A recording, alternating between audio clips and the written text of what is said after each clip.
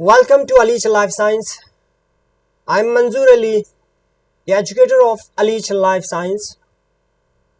Today we will discuss all about the GATE examination of 2022. तो ये lecture start करने से पहले मैं अपने स्टूडेंट्स से कुछ कहना चाहता हूँ। स्टूडेंट्स जो लेक्चर में एक महीने का जो गैप हुआ तो उसके लिए मैं माफ़ी मांगना चाहता हूँ, क्योंकि मेरा खुद का जो यहाँ पे ये जो मेरा सिलेक्शन जो हुआ था आईजेबी लैब में, जो आईजेबी सीएसआर लैब में सिलेक्शन हुआ था, तो वहाँ पे फॉर्मेलिटीज़ बहुत थे, तो उनमें थोड़ा बिजी शेड्यूल्ड में वहाँ पे थोड़ा बिजी रहा। तो चलिए डियर स्टूडेंट्स स्टार्ट करते हैं।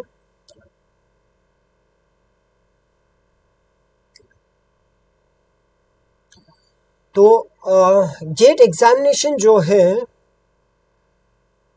तो इस वीडियो में हम क्या देखेंगे डियर स्टूडेंट्स। सबसे पहले हम इसमें देखेंगे कि कौन कौन जो एग्जामिनेशन जो है गेट का इस साल कौन कौन कंडक्ट कर रहा है। तो हर साल जो है आईटी में बहुत सारे ऑर्गेनाइजेशन है जो एग्ज़ाम्स को अलग अलग ऑर्गेनाइजेशन जो है अलग अलग इंस्टीट्यूट जो है वो कंडक्ट करता है। तो इस बार जो है आईटी खड़गपुर जो है कंडक्ट कर रहा है। तो सबसे पहले हम क्या देखेंगे इस वीडियो में, सबसे पहले देखेंगे कि इस एग्ज़ाम ये गेट एग्ज़ाम क्या है, और इस गेट एग्ज़ाम के स्कोप के बारे में देखेंगे कि एग्ज़ाम क्या गेट व्हाट इज़ गेट, आपको गेट पता चल गया। फिर उसके बाद ये इस एग्ज़ाम का स्कोप क्या है वो देखेंगे। फिर हम एलिजिबिलिटी क्राइटेरिया देखेंगे कि कौन कौन से स्टूडेंट जो है एलिजिबिलिटी क्राइटेरिया में आता है।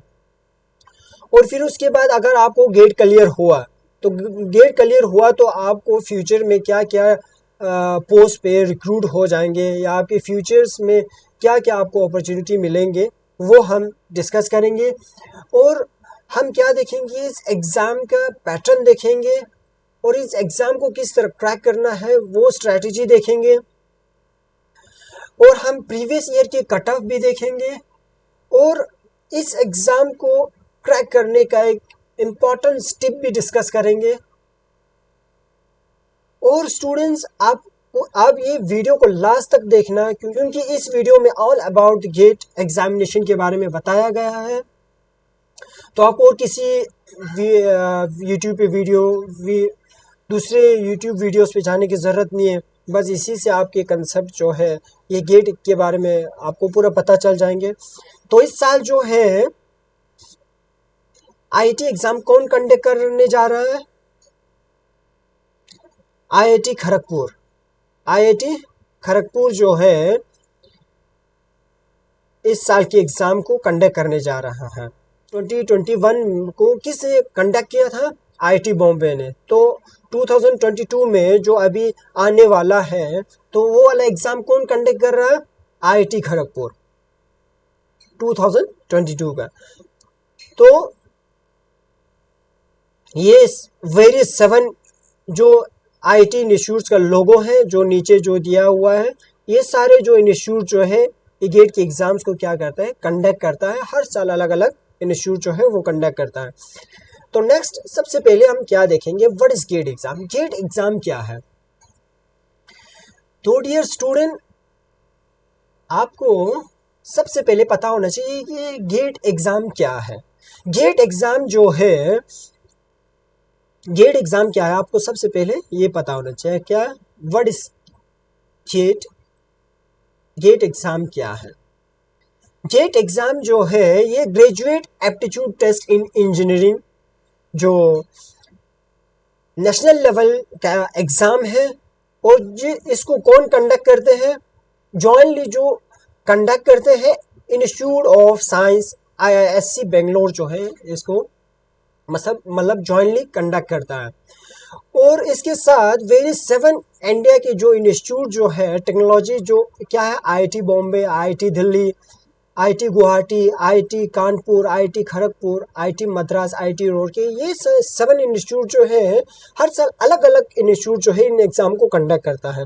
तो इस साल कौन कंडक्ट कर रहा है? आईआईटी खड़गपुर। तो ये पता होना चाहिए। फिर उसके बाद हम देखेंगे scope of GATE exam. GATE exam का क्या स्कोप है? ठीक है डियर स्टूडेंट। अब हम क्या देखेंगे, स्कोप ऑफ गेट एग्जाम। क्या स्कोप है इस एग्जाम का, क्या गेट एग्जाम का क्या स्कोप है, अगर ये आपने इस एग्जाम को क्रैक किया तो आपको क्या क्या बेनिफिट मिलेंगे। तो सबसे पहले आप मास्टर प्रोग्राम के लिए, अगर आपने गेट का एग्जाम, आप बीएससी के स्टूडेंट हो, गेट के एग्जाम आपने क्रैक किया तो आप मास्टर लेवल के प्रोग्राम के लिए आप एलिजिबिलिटी होते हो आईआईटीज में, जो बहुत सारे आईआईटीज के इंस्टीट्यूट है, आप वहाँ पे मास्टर प्रोग्राम के लिए जा सकते हो। और डॉक्टर के लिए, पीएचडी प्रोग्राम्स के लिए टेक्नोलॉजी, इंजीनियरिंग एंड आर्किटेक्चर जो इंस्टीट्यूट्स है उनमें आप एडमिशन ले सकते हो। और अगर आपके अच्छा स्कोर आए, गेट एग्जाम में सबसे इम्पोर्टेंट क्या मायने रखता है कि गेट में सबसे अच्छा स्कोर आना चाहिए। जिसका अच्छा स्कोर आएगा, जिसका अच्छा रैंक आएगा, उसका पीएसयू में जो पब्लिक सेक्टर अंडरटेकिंग जो जॉब्स निकलते हैं, आप उनमें डायरेक्ट इंटरव्यू देके आप सिलेक्शन हो सकते हो, अच्छे पोस्ट पे जा सकते हो। तो इसके लिए आपका स्कोर जो है अंडर ऑल ओवर इंडिया जो रैंक जो है आपका बिलो 50 होना चाहिए, तब जाके आपको अच्छे बहुत बड़े बड़े पोस्ट मिलेंगे, ठीक है, पीएसयू में। अब हम देखेंगे स्कोप ऑफ गेट एग्जाम देखा, फिर उसके बाद अब हम देखेंगे use of GATE score for employment. तो एक गेट का स्कोर जो है, आप स्कोर कार्ड यूज करके आप एम्प्लॉयमेंट के लिए भर सकते हो, मतलब जॉब के लिए आप भर सकते हो। जैसे कि फर्स्ट जो गेट का जो बेनिफिट है, आप जो है पीएसयूज में, पीएसयू जो पब्लिक सेक्टर अंडरटेकिंग जॉब्स होते हैं उनमें आप भर सकते हो, जैसे कि एनटीपीसी या आईओसीएल, इनमें आप रिक्रूट हो सकते हो गेट के स्कोर के बेसिस पे। और गेट की स्कोर होना ही वो ही काफ़ी नहीं होता है, आपको इंटरव्यूज़ देना पड़ता है, तब जाके आप एलिजिबल हो जाए, मतलब आप वहाँ पे सिलेक्ट हो जाते हो। अब सेकंड, आप वो फर्स्ट तो आपको पता चले कि पीएसयूज में ये हो रहा है। अब सेकंड आपको क्या हो रहा है, आपको चांस मिल रहा है कि मास्टर करने के लिए इंस्टीट्यूट्स में, बड़े बड़े इंडिया के टॉप लेवल के आईटीज इंस्टीट्यूट्स में या एनआईटीज में, आईआईएससीज में आपको मौका मिल रहा है कि वहाँ पे एडमिशन लेने के लिए, ठीक है डियर स्टूडेंट्स। और थर्ड जो है, आपको अपॉर्चुनिटी मिल रहा है कि आपको रिसर्च कर, गेट का स्कोर के बेसिस पे आप रिसर्च ऑर्गेनाइजेशन में जा सकते हैं, जैसे कि लाइक आईएसआरओ में, डीआरडीओ में, बाग में, इनमें आप जाके आप बड़े बड़े रिसर्च करके आप बड़े बड़े साइंटिस्ट लेवल के पोस्ट पे जा सकते हो। अब फोर्थ जो है, fourth MBA program, NITI and also आपको इनमें भी एडमिशन मिल सकता है और फेलोशिप भी आपको प्रोवाइड किया जाता है, ठीक है। और मंथली अलग से जो आपको स्टिपेंड प्रोवाइड किया जाता है, आपको कितना दिया जाता है, मंथली स्टिपेंड जो है 12,400 दिया जाता है 24 मंथ के लिए। और हर एक आईआईटीज में आपको अबव 30,000 मंथली आपको स्कॉलरशिप मिल जाता है, ठीक है, फेलोशिप मिल जाते हैं। अब गेट का जो है हाई स्कोर होगा तो आप एलिजिबिलिटी होंगे बहुत सारे प्राइवेट जॉब्स में, आप इंटरव्यू देके सिलेक्शन आप हो सकते हो। अब फिर उसके बाद आप ये टेक्निकल जो aptitude and technical subject training, help in campus and recruitment, सब बड़े बड़े जो कैंपस जो है, मतलब यूनिवर्सिटीज़ में या बड़े बड़े जो कैंपस होता है यूनिवर्सिटी के, आईआईटी इंस्टीट्यूट से आप वहाँ पे ज्वाइन हो सकते हो। या ये हो गया, आपको क्या हो गया, इसका बेनिफिट पता चल गया। अब फिर उसके बाद importance date related to the GATE 2020 में। तो सबसे पहले आपको क्या पता करना है कि गेट का जो ये एप्लीकेशन फॉर्म आके 30 दिन हो चुका है, मतलब पहले ही आए थे, कब आए थे, 30 अगस्त को आया था, 30 अगस्त को। तो डियर स्टूडेंट्स, लास्ट डेट होने के लिए सिर्फ 4 दिन बचा हुआ है, आप जल्दी से इस फॉर्म को फिलअप कीजिए, रजिस्ट्रेशन भी कीजिए, फिलअप भी कीजिए, क्योंकि इसका लास्ट डेट जो है फ्राइडे 24 सितंबर 2021 को लास्ट डेट हो रहा है।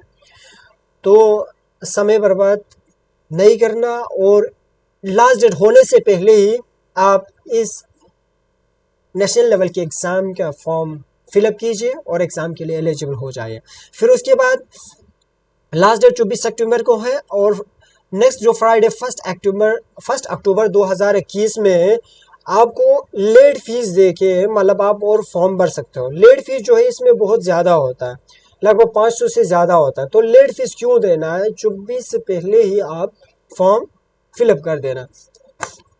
फिर उसके बाद last date of change category paper आप चेंज कर सकते हो, कैटेगरी चेंज कर सकते हो, एग्जामिनेशन सिटी चेंज कर सकते हो। एडिशनल फ़ी विल भी, लेकिन उसमें क्या होगा, एडिशनल फीस लगेंगे आपको। 12 नवंबर तक आपको ये अपॉर्चुनिटी भी दिया जाता है ये सब चेंज करने का। और जो एडमिट कार्ड आप डाउनलोड कर सकते हो मंडे 30 जनवरी 2022 को आप डाउनलोड कर सकते हो। और गेट का जो इस साल जो एग्जामिनेशन जो हर साल होता है, जो कंडक्ट किया जाता है मॉर्निंग में, फॉरनून में 9 से 12 बजे तक, और आफ्टरनून में भी कंडक्ट किया जाता है 2:30 बजे से 5:30 बजे तक, ठीक है।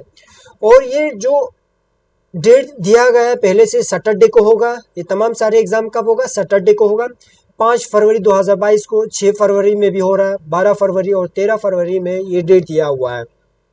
और लास्ट में आपका जो रिजल्ट जो है, आप जो एप्लीकेशन पोर्टल जो है वहाँ पे गेट के वेबसाइट पे दिया जाएंगे 17 मार्च 2022 को। गेट का सबसे बड़ा मुझे अच्छा ये लगा, क्योंकि ये जब कमिटमेंट, जिस डेट को कमिटमेंट करता है उसी डेट पे ही ये अपना रिजल्ट अनाउंस करता है और सारे एग्जाम को कंडक्ट करता है।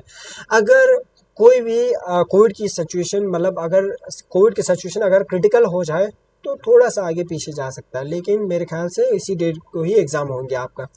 और अब आपका जो एप्लीकेशन फ़ीस क्या होगा, अगर आप फॉर्म भरने जा रहे हैं तो आपको आपका जो एप्लीकेशन फ़ीस जो है कितना है।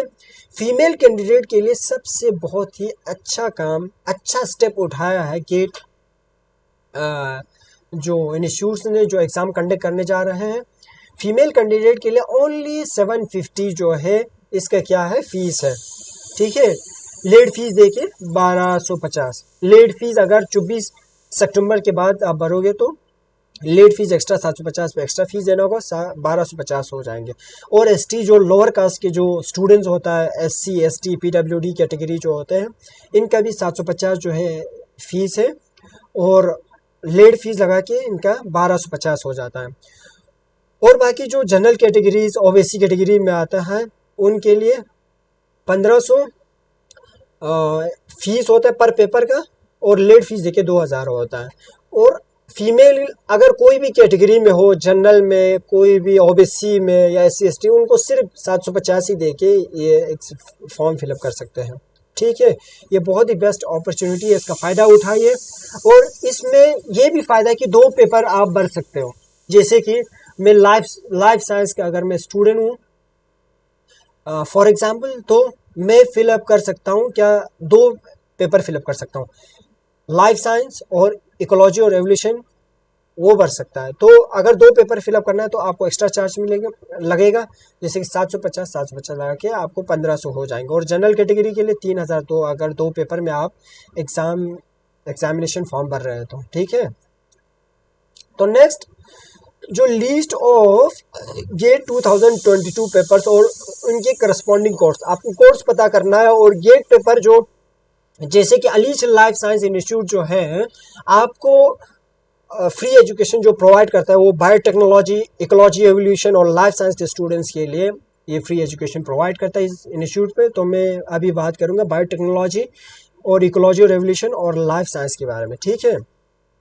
ये 3 पेपर, जैसे कि ये तमाम सारे जो पेपर है और इनके गेट के पेपर और ये कोड है, आप इन पेपर के लिए एलिजिबल हो रहे हो, ठीक है। आप 2 पेपर साथ में एग्जामिनेशन के लिए भर सकते हो, ठीक है। अगर मैं लाइफ साइंस का स्टूडेंट हूँ तो मैं गेट एक्सेल भी भर सकता हूँ और मैं इकोलॉजी और रेवोल्यूशन भी भर सकता हूँ, 2, ठीक है।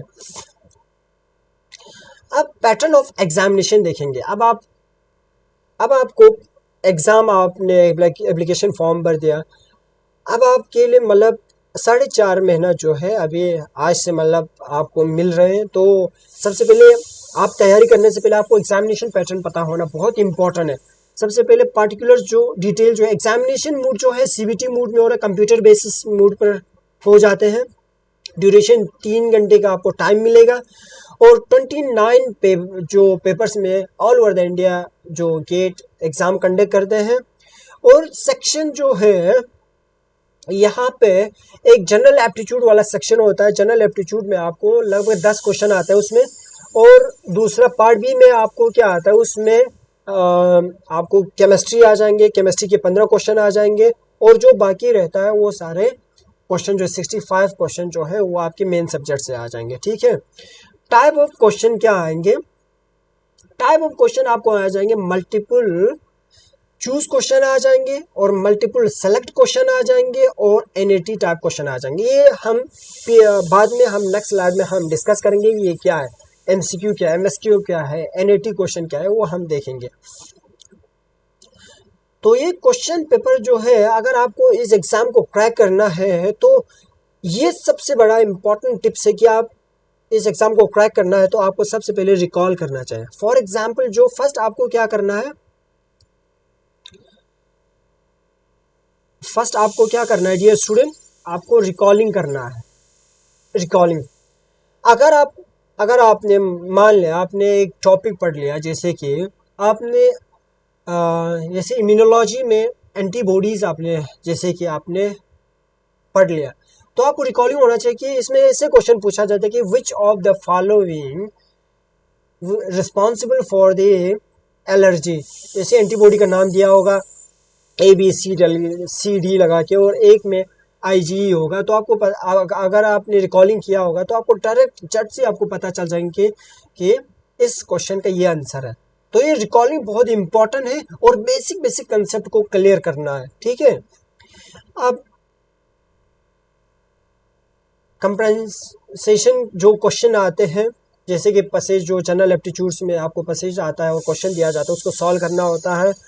और डियर स्टूडेंट्स एप्लीकेशन, और इन ये सारे क्वेश्चन जो आपको एनालाइज करना आना चाहिए, क्योंकि ये सारे क्वेश्चन बहुत ही बेसिक लेवल का पूछा जाता है। आपका बेसिक क्लियर होगा और आपने रिकॉलिंग किया होगा, आपका सिलेक्शन ड्यू है। सिलेक्शन होने से कोई नहीं रोक सकता है। ठीक है, और आपको एक बहुत ही इंपॉर्टेंट जो पॉइंट है ये आपको याद रखना है कि आपको मल्टीपल नंबर ऑफ रिवीजन होना चाहिए एग्जाम के लिए। आपने अगर एक कॉपी बनाया, जैसे कि मॉलिक्यूलर बायोलॉजी का आप मॉलिक्यूलर बायोलॉजी आप रिवीजन कर रहे हो, तो मॉलिक्यूलर बायोलॉजी को ही 5 से 6 बार रिवीजन करो एग्जाम से पहले। एनिमल फिजियोलॉजी कर रहे हो तो उसको 5 से 6 बार रिवीजन करो। रिवीजन और रिकॉलिंग बहुत ही इंपॉर्टेंट है किसी भी नेशनल लेवल के एग्जाम को क्रैक करने के लिए। ठीक है डियर स्टूडेंट, अब नंबर ऑफ क्वेश्चन, यहाँ पे नंबर ऑफ क्वेश्चन दिया गया है 10 जो है क्वेश्चन जनरल एप्टीट्यूड से, और 55 क्वेश्चन या मेन सब्जेक्ट से आता है, तो टोटल 65 क्वेश्चन हो गए। और केमिस्ट्री का अलग से भी क्वेश्चन पूछा जाता है। ठीक है,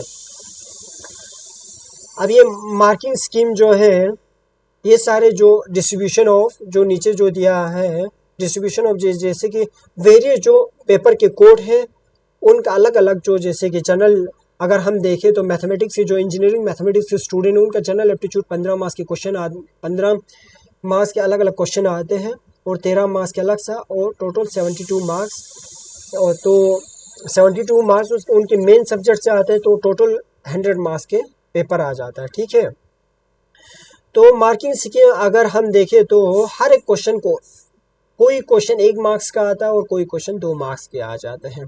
ठीक है, और नेगेटिव मार्किंग जो है, अगर आप 3 क्वेश्चन जो है गलत करते हो तो आपके 1 मार्क्स 1/3 होगा। 3 क्वेश्चन आप गलत करोगे तो आपके 1 मार्क्स जो है सही आपने जो किया है उनमें से 1 मार्क्स जो है डिडक्ट हो जाएगा। ठीक है,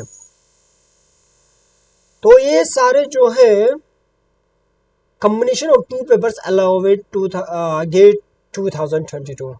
गेट जो 2021 में एक नया रूल निकाला था कि आप 2 पेपर दे सकते हो, 2 पेपर के लिए आप एलिजिबल हो रहे हैं। ठीक है, लेकिन इनमें एक पैटर्न के हिसाब से आप चूज कर सकते हो। जैसे कि फॉर एग्जांपल आप एक्सेल के स्टूडेंट हो, एक्सेल मींस लाइफ साइंस के स्टूडेंट हो, तो आप बायोमेडिकल या तो आप इसके साथ ले सकते हो, बीटी ले सकते हो, CY या EY इकोलॉजी और रेवोल्यूशन ले सकता है। ये एक दिया हुआ है, मतलब ऑप्शन दिया हुआ है कि उनके ऑप्शन के हिसाब से आप ये सब्जेक्ट चॉइस कर सकते हो। अगर आपने बायो टेक्नोलॉजी वाले सब्जेक्ट, मेन जो पहला प्राइमरी सब्जेक्ट एक होता है, एक क्या होता है प्राइमरी सब्जेक्ट, तो प्राइमरी सब्जेक्ट में आपने बायो टेक्नोलॉजी लिया, तो तो सेकंड पेपर, दूसरा पेपर अगर आपको मान लें कि बायोटेक्नोलॉजी में आप सिलेक्शन हुआ तो आप दूसरे पेपर भी साथ में आपने फॉर्म भराया है, तो आप जो सेकेंडरी आपका पेपर जो होगा बायोमेडिकल और एक्सेल लाइफ साइंस में आप एलिजिबल होते हो, इन दोनों में से आप भर सकते हो। ठीक है, ये समझ आया। इसमें सिंपल ये कह रहा है कि आपको अगर एक्सेल मींस लाइफ साइंस, जैसे कि मैं लाइफ साइंस का स्टूडेंट हूँ, तो मैं एक्सेल लाइफ साइंस में प्राइमरी सब्जेक्ट मेरा एक्सेल लाइफ साइंस है, तो सेकेंडरी सब्जेक्ट में क्या दूसरा पेपर किस में भर सकता हूँ? बायोमेडिकल में, बायोटेक्नोलॉजी में, या सीवाई में, या ईवाई में, इकोलॉजी एवोल्यूशन में। इनमें से सेकेंडरी पेपर में भी आपको एक चॉइस करना है। ठीक है, दो पेपर से आप ज्यादा नहीं दे सकते हो। तो यहाँ पे एलिजिबिलिटी क्राइटेरिया क्या है? ठीक है, एलिजिबिलिटी क्राइटेरिया क्या होना चाहिए? तो सिंपल, जिसका जो डिग्री जो है बी किया है, बीटेक या बी फार्मा किया है, वो सारे स्टूडेंट जो है एलिजिबल हो रहे हैं। ठीक है, जो बैचलर जो डिग्री ऑफ आर्किटेक्चर जो किया है, वो सारे स्टूडेंट्स भी एलिजिबल हो रहे हैं। ठीक है, बीएससी जिसने किया है या बीएस जो किया है, वो सारे स्टूडेंट्स एलिजिबल हैं। सारे स्टूडेंट्स देख लीजिए, जिसने जो डिग्री किया है, प्रोग्राम किया है, वो खुद आप मैं जो इस स्लाइड में बता रहा हूँ, तो आप देख लीजिए कि आप एलिजिबल हो रहे हैं कि नहीं। एलिजिबल हो रहे हैं तो फॉर्म फिलअप करना, इसको छोड़ना नहीं।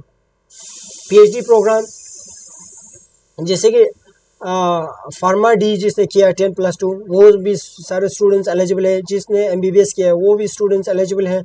जिसने एमएससी एमए या एमसीए किया है वो सारे स्टूडेंट्स भी एलिजिबल हैं। जिसने एमई एमटेक जो किया है वो सारे स्टूडेंट्स भी एलिजिबल हैं। या जिसने बीएससी बीए बीकॉम किया है, वो ये तमाम सारे स्टूडेंट जो है एलिजिबिलिटी क्राइटेरिया में आ रहा है। ठीक है, और जिसने एमई एमटेक, ये सारे स्टूडेंट्स जो एलिजिबिलिटी क्राइटेरिया में आ रहा है। एमएससी इंटीग्रेटेड बीएससी किया है, एमएससी किया है, ये सारे स्टूडेंट्स एलिजिबल हो रहे हैं। और एक बात ये याद रखना कि जो भी स्टूडेंट्स बीएससी कर रहे हैं, अगर आप बीएससी कर रहे हो तो आप जब फाइनल ईयर में है, लास्ट सेमेस्टर में, तो आप एलिजिबल हो जाते हो। अगर बीएससी फर्स्ट ईयर में, सेकंड ईयर में होगा तो आप एलिजिबल नहीं है, आप फॉर्म नहीं भरना है, आपके पैसे जो है वेस्ट में जाएंगे। ठीक है, आपको सिर्फ अगर आप बीएससी फाइनल ईयर में है तो आप एलिजिबल हो रहे हो तब ही आप इस फॉर्म को फिलअप करना। ठीक है, अब एमएससी स्टूडेंट्स के लिए जो भी मास्टर ऑफ साइंस या मास्टर ऑफ आर्ट्स जो कर रहे हैं, वो सारे स्टूडेंट्स जो हैं एलिजिबल हो जाते हैं, चाहे फर्स्ट ईयर में, सेकंड ईयर में है, या फर्स्ट सेमेस्टर में, सेकंड सेमेस्टर में, या थर्ड फोर्थ में, वो सारे स्टूडेंट्स एलिजिबल हैं। आप आराम से भर सकते हो। ठीक है, और गेट का जो पेपर, अब हम डिस्कस करेंगे कि गेट का पेपर के बारे में, गेट के पेपर के पैटर्न के बारे में। ठीक है, इसके बारे में डिस्कस करेंगे। गेट 2022 का जो क्वेश्चन पेपर जो है, उसका पैटर्न क्या आता है? 3 डिफरेंट कैटेगरीज में आता है। ठीक है, सबसे पहले आपको एग्जाम को क्रैक करना है। आपने टारगेट डिसाइड किया कि आपने क्रैक करना है, तो आपको पेपर का पैटर्न पता होना बहुत इंपॉर्टेंट है। क्योंकि मेरे बहुत सारे जो फ्रेंड्स हैं, उन लोगों ने गलती किया था कि उनको एग्जाम के उन लोगों ने मतलब 2-3 साल से वो मेहनत कर रहे हैं, उनके 2-3 साल का मेहनत 3 घंटे में ही वेस्ट हो जाएंगे। जब आपको पता ही नहीं कि आपको एग्जाम के बारे में पैटर्न किस तरह आ रहा है, वो पता होना बहुत इंपॉर्टेंट है। मेहनत करके आप एग्जाम के पैटर्न के बारे में आप डिस्कस करके नहीं जाओगे, पता करके नहीं जाओगे, तो आपका सिलेक्शन होना मुश्किल है। क्योंकि आप गलती करके आओगे जब पैटर्न ही पता नहीं है। तो आपको ये पेपर का पैटर्न पता होना बहुत इंपॉर्टेंट है। और इस लेक्चर को लास्ट तक देखना, स्किप नहीं करना, बहुत इंपॉर्टेंट पॉइंट्स है ये। और फर्स्ट, मल्टीपल चूज क्वेश्चन अगर 1 मार्क्स का आ सकता है या 2 मार्क्स का आ सकता है। ठीक है, ऑल पेपर्स एंड सेक्शंस में, जैसे कि एग्जांपल दिया गया है, which institutes of organising the GATE 22 examination. GATE 22 की एग्जामिनेशन को कौन कंडक्ट कर रहा है? तो आपको ऑप्शन ए में दिया है IISc बेंगलोर, या IIT Kharagpur, IIT Delhi, IIT Madras. तो इस साल कौन कंडक्ट कर रहा है? IIT खड़गपुर। तो आपका आंसर क्या आ रहा है? IIT खड़गपुर। तो आपको सिर्फ एक ही मल्टीपल चूज क्वेश्चन में सिर्फ एक ही क्वेश्चन, आपको 4 ऑप्शन में से एक ही ऑप्शन को चूज करना है, सिलेक्ट करना है। तो इसका या तो ये क्वेश्चन 1 मार्क्स का भी आ सकता है और 2 मार्क्स का भी आ सकता है, अलग अलग आता है। ठीक है, तो अगर आप गलत करते हो तो 3 क्वेश्चन जब आप गलत करते हो तो 1 मार्क्स आपका नेगेटिव में जाएंगे, डिडक्ट हो जाएंगे। ये याद रखना, ये बहुत इंपॉर्टेंट है, ठीक है। नेगेटिव मार्क्स इसमें दिया गया है, ये ध्यान रखना। तो सेकंड पैटर्न, सेकंड पहला क्वेश्चन जो पेपर का पहला क्वेश्चन का पैटर्न आपको पता चलिए कि मल्टीपल चूज क्वेश्चन। दूसरा multiple select question. Multiple select question मतलब ये भी क्वेश्चन, कुछ क्वेश्चन 1 मार्क्स के आ सकता है, जो छोटे क्वेश्चन आ जाएंगे डायरेक्ट पूछा जाएगा, और कुछ क्वेश्चन जो है 2 मार्क्स के पूछा जाता है। 2 मार्क्स के क्वेश्चन ऐसे क्वेश्चन होंगे जो थोड़ा सा बड़ा होगा, ज़्यादा बड़ा नहीं होगा, वो थोड़ा सा आपके बेसिक डीप जाके पूछा गया होगा, ठीक है। तो इस क्वेश्चन में, मल्टीपल सेलेक्ट क्वेश्चन में, आपके क्वेश्चन में से एक या एक से ज़्यादा या दो, या दो से ज़्यादा या 4 का 4 भी सही हो सकता है। जैसे कि इसमें इस क्वेश्चन में आप कोई नेगेटिव मार्किंग नहीं है, आप फ्रीली इन क्वेश्चन को आप अटेम्प्ट कर सकते हो, ठीक है। तो आपको एग्जाम्पल देके समझाया गया है कि क्वेश्चन किस तरह आएंगे। जैसे कि which of the following is the या द स्टेट इन इंडिया। और क्वेश्चन जैसे कि मल्टीपल चूज क्वेश्चन में, ये मल्टीपल सिलेक्ट हो गया। फर्स्ट में जो हमने देखा था मल्टीपल चूज क्वेश्चन, जैसे कि उसमें क्वेश्चन पूछा जाएगा कि which of the following antibody is responsible for the complementation pathway. तो दिया होगा वहाँ पे IgA, IgD, IgG या IgM, ठीक है। तो फर्स्ट वाले क्वेश्चन में सबसे, अगर IgA दिया हो, IgD ऑप्शन में, सेकंड में IgD, थर्ड में IgE और फोर्थ में IgG, तो कंप्लीमेंटेशन पाथवे में कौन सा एंटीबॉडी रिस्पॉन्सिबल है? IgG, ये वाला सही होगा, ठीक है। और इसी एग्जाम्पल को हम मल्टीपल सेलेक्ट क्वेश्चन में उठाए तो which of the following is antibody is responsible for the complementation pathway में, ठीक है। कौन सा एंटीबॉडी रिस्पॉन्सिबल है कंप्लीमेंट पाथवे में? तो ऑप्शन में दिया होगा IgA, IgD, IgM, IgG। तो कौन कौन सा है? बोथ ऑप्शन सही है। जैसे कि थर्ड और फोर्थ, IgM और IgG दोनों रिस्पॉन्सिबल होते हैं फॉर द कंप्लीमेंट पाथवे में, ठीक है। तो इस तरह आपको सिलेक्ट करना है, इसमें कोई नेगेटिव नहीं है, ठीक है। ये याद रखना कि A, B, D सही हो सकता है, ये या A, B, C सही हो सकता है, ठीक है। यहाँ पे स्टेट कहा गया है ना, तो स्टेट में यहाँ पे हमने चारों स्टेट लिखा है कि ये महाराष्ट्र, गुजरात और गोवा, ये सिर्फ 3 ही क्या है, स्टेट है, ठीक है। तो इसका मतलब आपका ऑप्शन क्या सही हुआ? A, B, D ही सही हुआ, ठीक है। अब थर्ड जो है, थर्ड वाला जो पैटर्न जो है इस एग्जाम में, क्या क्वेश्चन का पैटर्न क्या होगा? NAT क्वेश्चन टाइप जी। या तो ये क्वेश्चन 1 मार्क्स का आएगा या तो 2 मार्क्स का आ सकता है, ठीक है। इसमें कोई नेगेटिव मार्किंग नहीं है, रॉन्ग आंसर का आप फ्रीली अटेम्प्ट कर सकते हो, जितने भी न्यूमेरिकल टाइप क्वेश्चन आता है। नो पार्शल, जैसे कि एडिट, आपको कोई भी नेगेटिव क्वेश्चन, इसमें नेगेटिव मार्क्स नहीं है। फ्रीली आप सारे NIT के क्वेश्चन जो न्यूमेरिकल आंसर टाइप क्वेश्चन आता है वो सारे क्वेश्चन को आप अटेम्प्ट करना, ठीक है। अब प्रीवियस ईयर कट ऑफ भी आपको पता होना चाहिए कि कहाँ कितने पे कट ऑफ हो रहा है। तो अप्रोक्सीमेटली जो प्रीवियस ईयर का कट ऑफ जो है इससे ज़्यादा आगे पीछे नहीं जाता है, 2-3 मार्क्स का फ़र्क हो जाता है। तो आपको 100 में से कितना लाना है, ये प्रीवियस ईयर का कट ऑफ है। जैसे कि ये किसके लिए है? ये है जनरल के लिए, ये है जनरल के लिए, ठीक है। ये है OBC कैटेगरी के लिए, OBC कैटेगरी के लिए। और ये थर्ड जो है SC, ये कट ऑफ जो है SC, ST और PWD कैटेगरी के लिए है। अगर कोई भी स्टूडेंट्स बायोटेक्नोलॉजी के स्टूडेंट्स हैं तो आपको जनरल में कितना मार्क्स लाना है? 30। और OBC जो कैटेगरी में स्टूडेंट्स फॉलो होता है वो उसको 27 मार्क्स लाना है 100 में से। और जो SC ST कैटेगरी जो लोअर कास्ट होता है उनको सिर्फ 20 मार्क्स लाना है 100 में से। बहुत ही ईजी है, आप आराम से क्रैक कर सकते हो। बस इसमें आपको स्कोर अच्छा आना चाहिए, बस सिलेक्शन तो आराम से हो जाता है। और ये बाकी जो दूसरे पेपर हैं आप देख सकते हो कि इनका कट ऑफ कितने पे जा रहा है। केमिकल इंजीनियरिंग का कितना 35 पे, जनरल का OBC का 31 पे और SC ST का 23 पे। और जो अलीज लाइफ साइंस जो कोचिंग प्रोवाइड करता है वो बायोटेक्नोलॉजी का जो सिलेबस जो है वो सब पढ़ाता है इस चैनल पे। और लाइफ साइंस का जो जनरल कैटेगरी का कट ऑफ, और ये ओबीसी का हो गया, और ये लोअर एससी एसटी और पीडब्ल्यूडी का हो गया। इनका कट ऑफ जनरल में 36 और ओबीसी कैटेगरी में 32, और आपको एससी एसटी में सिर्फ 24 ही तो लाना है यार 100 में से। बहुत इजी है, बस आपके कंसेप्ट क्लियर होना चाहिए, ठीक है। तो जो जैसे कि लाइफ साइंस में ये भी आता है कि इकोलॉजी एवोल्यूशन के जो स्टूडेंट्स हैं उनका जो जनरल कैटेगरी में जो कट ऑफ होता है 35.7 पे, जो ओबीसी कैटेगरी में 32.1 पे, और जो एससी एसटी पीडब्ल्यूडी कैटेगरी में आ रहा है उनका 23.8 पे कट ऑफ हो जाता है।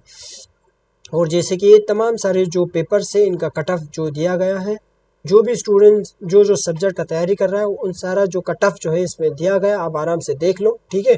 केमिस्ट्री के कितने पे हो रहा है, जो केमिस्ट्री के स्टूडेंट्स हैं उनका जनरल में 36 पे हो रहा है, और ओबीसी कैटेगरी में जो फॉल होते हैं उनका 32, और जो एससी एसटी कैटेगरी में आता है 24 पे हो जाता है, 24.1 पे। तो ये हो गया all about the GATE excel के बारे में, ठीक है डियर स्टूडेंट्स। तो ये सारे जो आपको गेट एग्जामिनेशन के बारे में जो बताया, आपको गेट के बारे में बताया, उसका स्कोप बताया, कि इसका क्राइटेरिया बताया, कि आपको टिप्स बताया किस तरह आपको क्रैक करना है ये सारे जो पेपर जो है 2 पेपर जो है आपको किस तरह क्रैक करना है, इंपॉर्टेंट टिप्स भी बताए। इन सबको फॉलो कीजिए, आपका सिलेक्शन आराम से हो जाएगा।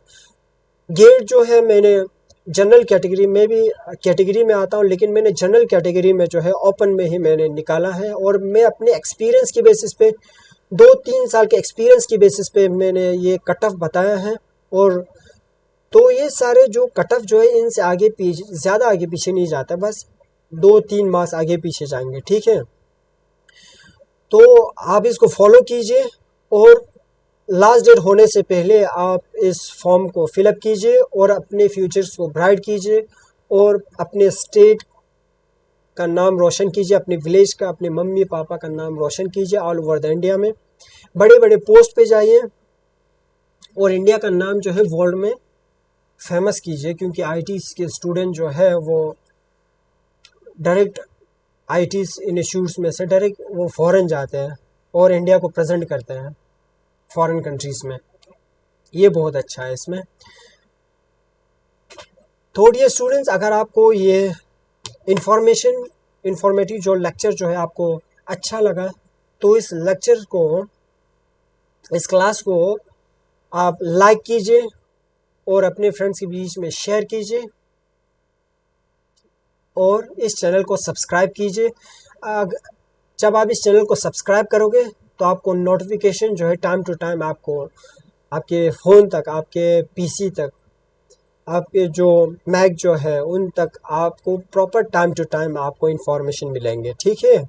ओके डियर स्टूडेंट्स, आपको ऑल द बेस्ट मेरी तरफ से जो गेट के एग्ज़ाम के प्रिपरेशन के लिए। और अलीज लाइफ साइंस जो है आपको लेक्चर्स लाएंगे, जैसे कि गेट का लेक्चर्स भी प्रोवाइड करेंगे, CSAR नेट JRF का DBT सबका आपको जो लेक्चर्स प्रोवाइड करेंगे आहिस्ते आहिस्ते, ठीक है डियर स्टूडेंट्स। हम आहिस्ते आहिस्ते बढ़ेंगे, कोई जल्दबाजी नहीं, हम आराम से सिलेबस को कवर करते जाएंगे। तो हम लेक्चर्स में हम क्या पढ़ेंगे आगे जाके, आगे नेक्स्ट वाले लेक्चर में हम देखेंगे, हम कैंसर बायोलॉजी के बारे में पढ़ेंगे। बहुत इंपॉर्टेंट है गेट के एग्ज़ाम के टारगेट के हिसाब से, या CSAR के टारगेट के हिसाब से अगर टारगेट कर रहे हो तो बहुत इंपॉर्टेंट है। हम कैंसर बायोलॉजी देखेंगे, फिर हम इम्यूनोलॉजी देखेंगे, फिर उसके बाद हम एनिमल फिजियोलॉजी, प्लांट फिजियोलॉजी, या डाइवर्सिटी, या सेल बायोलॉजी, मॉलिक्यूलर बायोलॉजी, वो सब हम आहिस्ते आहिस्ते ख़त्म कर देंगे, ठीक है डियर स्टूडेंट्स।